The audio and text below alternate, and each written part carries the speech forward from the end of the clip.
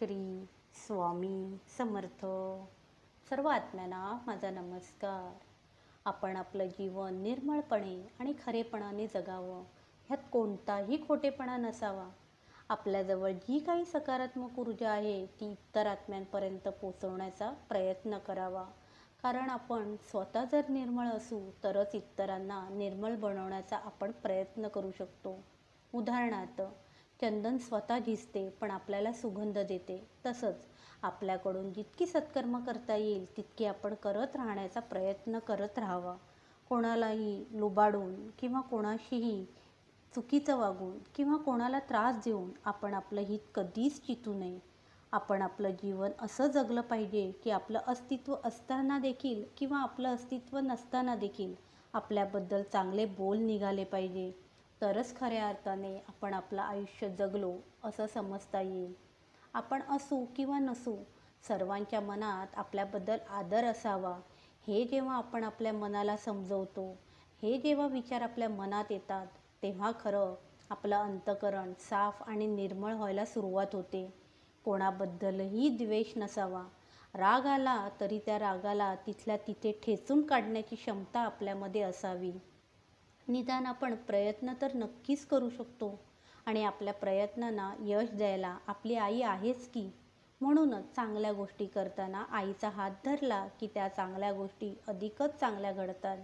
म्हणजेच आपण वाईट मार्ग धरू शकतो ही भीती आपल्यामधून नष्ट होते, कारण आपण आपल्या आईचा हात धरलेला असतो.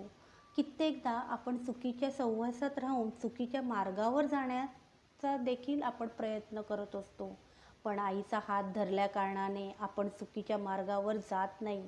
त्याहून उलट आपण त्या वाईट संगतीमधून बाहेर पडतो व आपली बुद्धी आपल्याला योग्य वळणावर घेऊन जाते.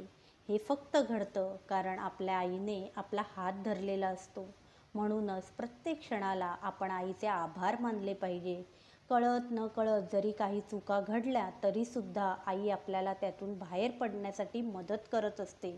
कारण आपण स्वतःला आईला समर्पित केलेले असते व आई देखील आपल्या लेकरांना चुकीच्या गोष्टी करण्यापासून अडवत असते. चुकीच्या मार्गावर किंवा चुकीचं पाऊल उचलू नये ह्यासाठी संकेत देत असते, जेणेकरून आपलं पाऊल आपसुकच योग्य दिशेला वाटचाल करू लागतं. खरंच आईचा महिमा इतका आहे की तो शब्दात वर्णन करता येणं शक्य नाही.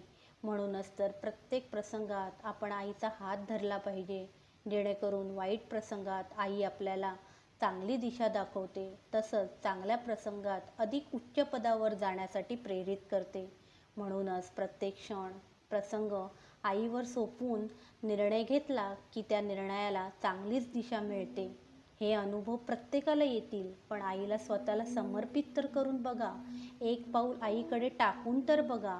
आई आपल्या लेकराला कशी अलगद उचलून धरेल काही कळणार देखील नाही. हाच विश्वास आपल्याला आईच्या अगदी जवळ घेऊन जातो. श्री स्वामी समर्थ.